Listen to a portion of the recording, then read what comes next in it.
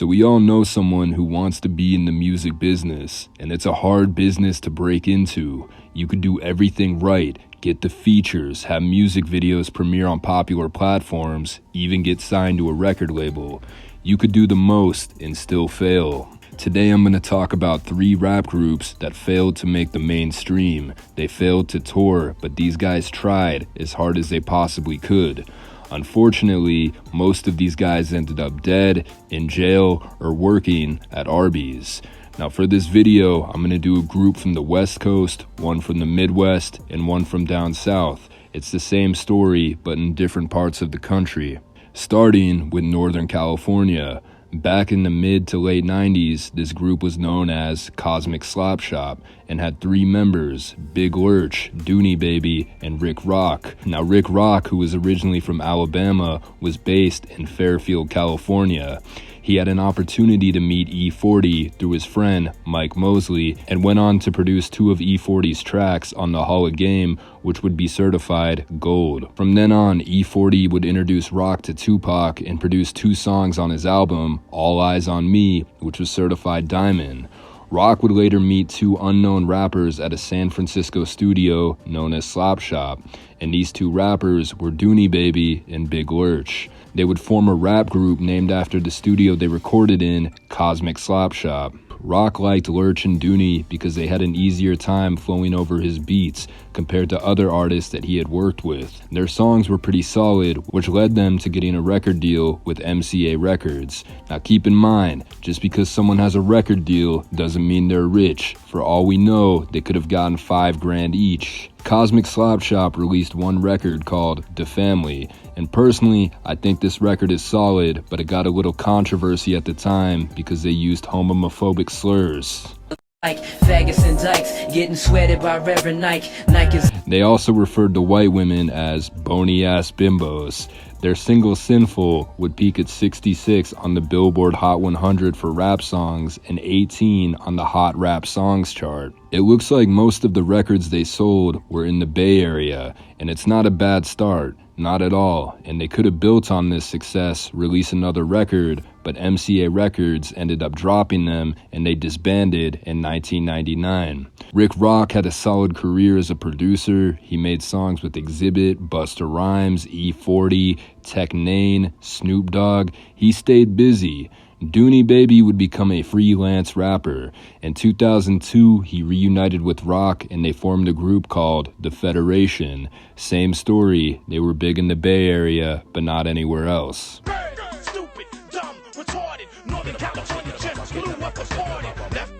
Now Big Lurch. During the late 90s, he did a lot of features. Fire with Mac Dre.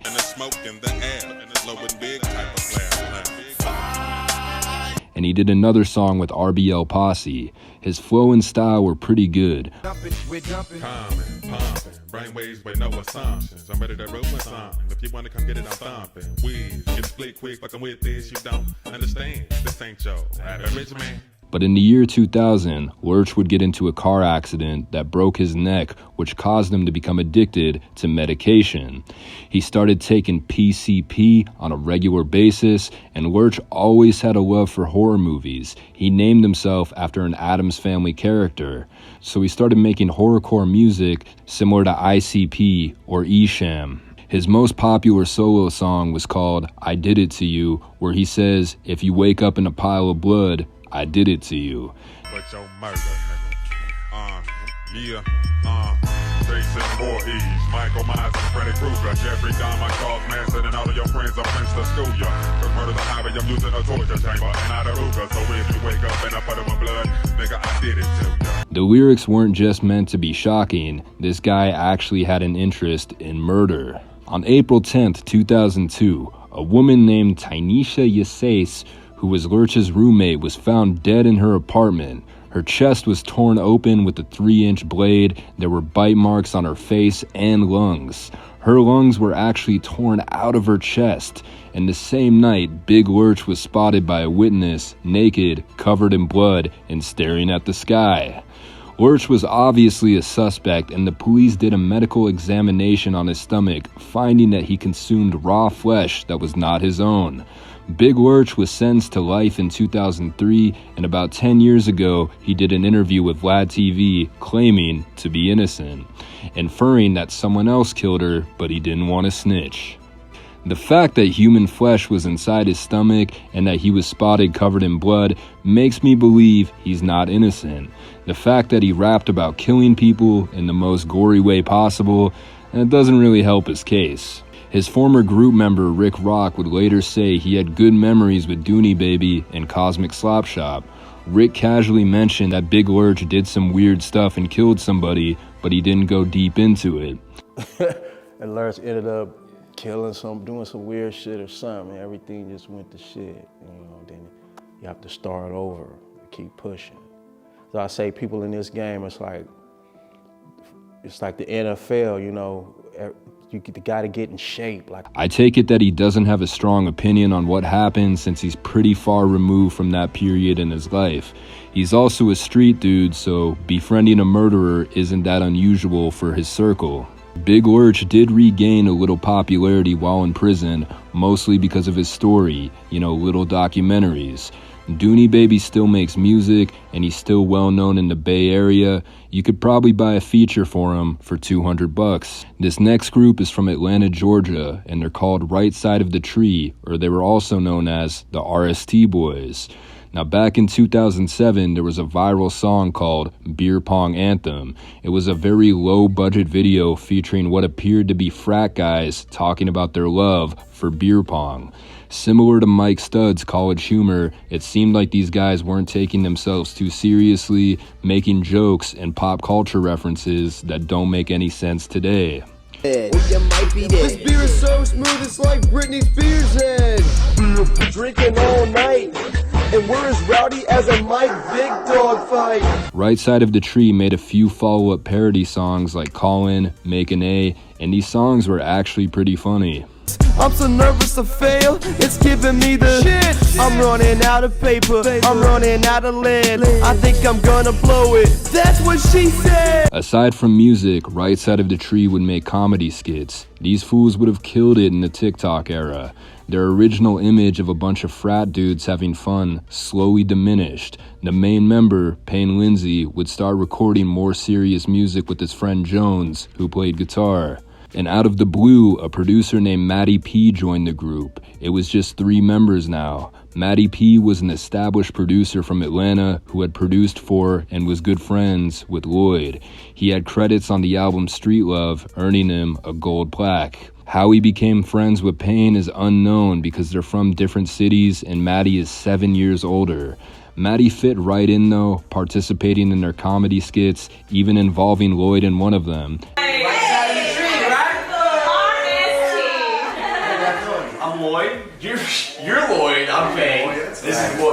And getting a feature from him for their first record, the Novo Project. And keep in mind, Lloyd is the same dude who did the hook for Bedrock. He was pretty big during this time. Their first album, Novo Project, released in 2008, was rock-oriented with a focus on guitar riffs.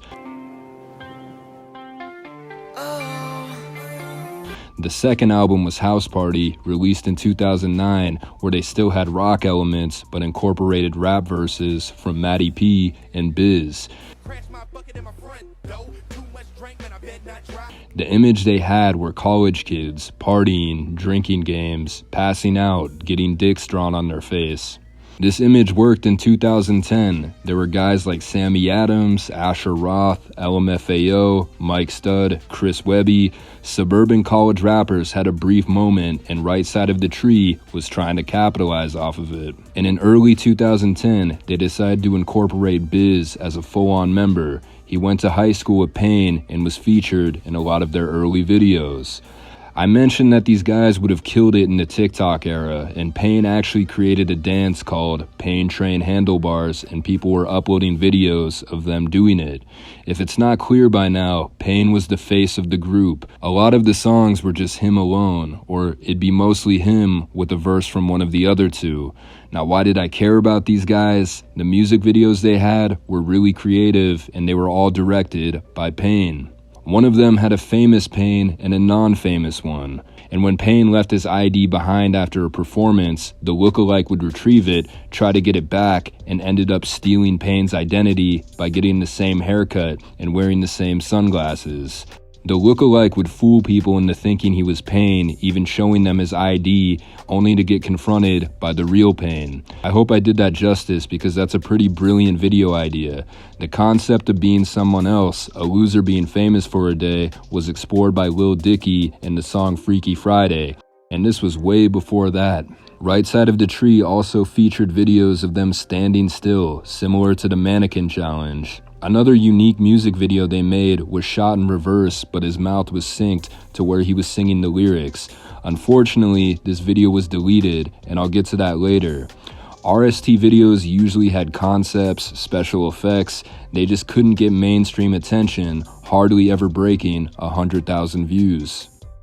It was hard for them to distance themselves from their original, low-budget image. Fans at the time didn't like their usage of auto-tune, and nowadays, nobody would care.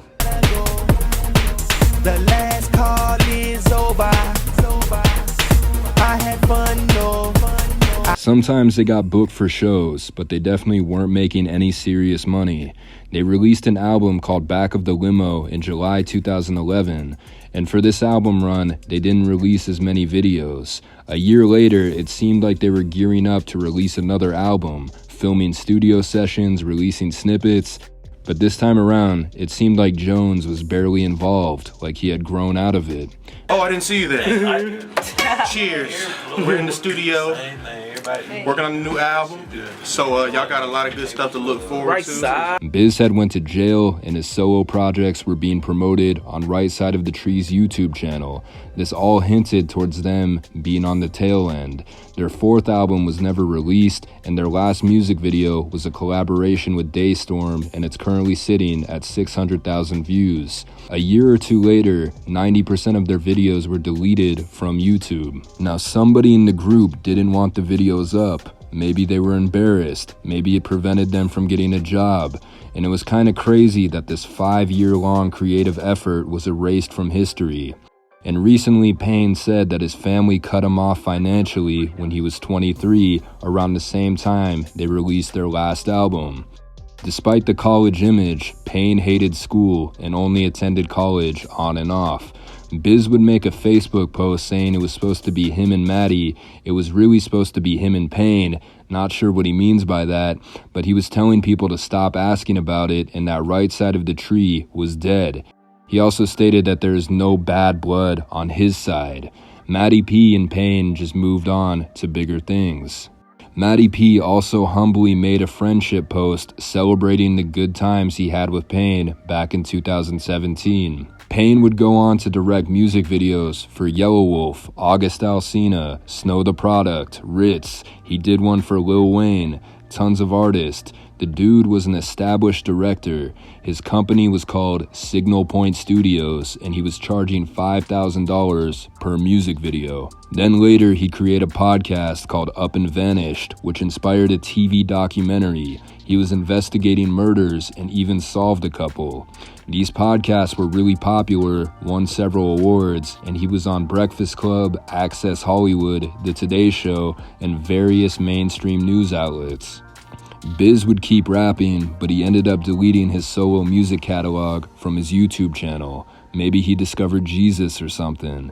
Currently, he has a YouTube channel where he reacts to music.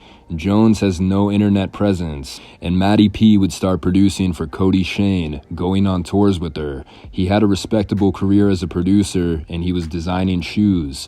But unfortunately, on February 8th, 2021, Maddie P died at the age of 40. He had tons of people saying positive things about him.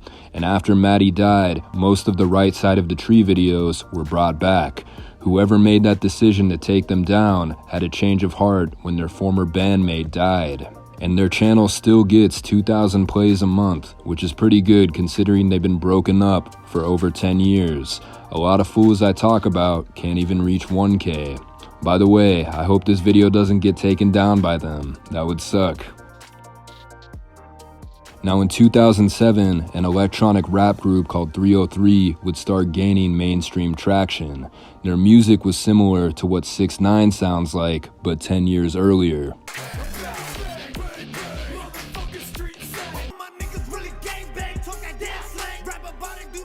Other groups like Flowbots, One Republic, Pretty Lights, and The Fray would inspire a strong music scene in Colorado.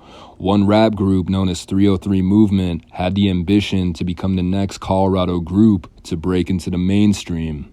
Now, no one in this group died, no one went to jail, they just had an interesting vibe. You listen to the music, you can tell it was recorded in a bedroom.